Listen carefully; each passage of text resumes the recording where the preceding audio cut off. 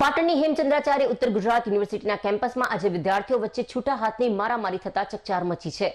સામાન્ય બાબતે બે વિદ્યાર્થીઓના જૂથ વચ્ચે બોલાચાલી થયા બાદ મામલો મારામારી સુધી પહોંચ્યો હોવાનું પ્રાથમિક તપાસમાં સામે આવ્યું છે.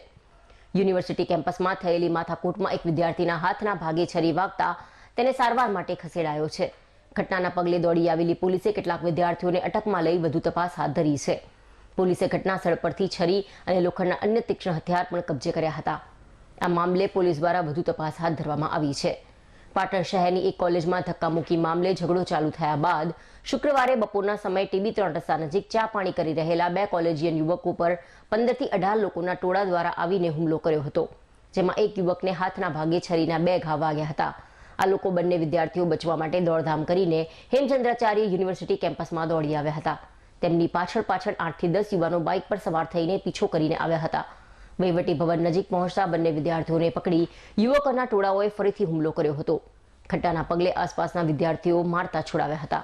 તેમાં શરીર ઈજાઓ પહોંચેલ હોવાથી તાત્કાલિક જનતા હોસ્પિટલમાં સારવાર અર્થે ખસેડાયા હતા અને ઘટનાને પગલે પોલીસે જાણ કરતા પોલીસ દોડી આવી હતી.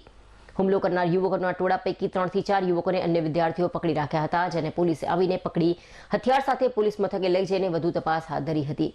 વિદ્યાર્થીએ જણાવ્યું હતું કે કોલેજમાં પરીક્ષા ચાલુ હતી, જે દરમિયાન મને નીચે બોલાવ્યો હતો, પરંતુ હું ગયો ન હતો. આ લોકો સામાન્ય ધક્કામુક્કી મામલે થયેલી બબાલમાં મને મારવા માંગતા હતા, પરંતુ હું ત્યાંથી નીકળી ગયો હતો.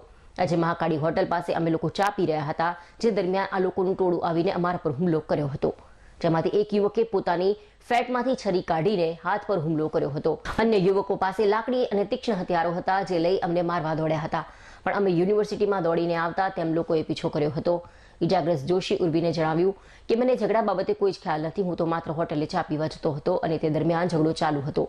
સાઈડમાંથી પસાર થવા જતાં એક યુવકે મારી પર છરીથી હુમલો કરી દીધો હતો.